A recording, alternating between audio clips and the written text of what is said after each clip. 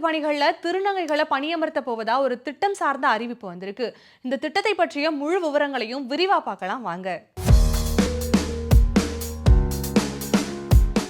பட்டியலின மக்களினுடைய வேலைவாய்ப்பை நிவர்த்தி செய்யும் திட்டத்தின் கீழே தற்பொழுது இந்தியாவிலேயே முதன்முறையா அரசு சார்ந்த வேலைகள்ல திருநங்கைகளுக்கும் இடமளிக்க போகிறதா தெலுங்கானா அரசு அறிவிப்பு கொடுத்திருக்காங்க. தெலுங்கானாவில் முதல்வர் ரேவந்த் ரெட்டி தலைமையிலான காங்கிரஸ் ஆட்சி தான் தற்பொழுது நடைபெற்று வந்திருக்கு. இப்போ அங்கதான் பட்டியலின மக்களினுடைய வேலை வாய்ப்புகளை நிவர்த்தி செய்யும் திட்டத்தின் கீழே இந்தியாவிலேயே முதல் முறையா அரசு சார்ந்த வேலைகள்ல திருநங்கைகளுக்கும் வேலை அளிக்க போவதா அரசாங்கம் தெரிவிச்சிருக்காங்க. திருநங்கைகள் சார்ந்த அரசு ஆட்சேர்ப்பு மற்றும் சமூக நல திட்டங்களை தற்பொழுது புதிதாகவும் அறிமுகப்படுத்தியிருக்காங்க. இந்த திட்டத்தின் கீழே திருநங்கைகளுக்கு போக்குவரத்தை நிர்வகிக்கும் பயிற்சி அளிக்கப்படும் அப்படிங்கிற மாதிரி கூறப்பட்டிருக்காங்க.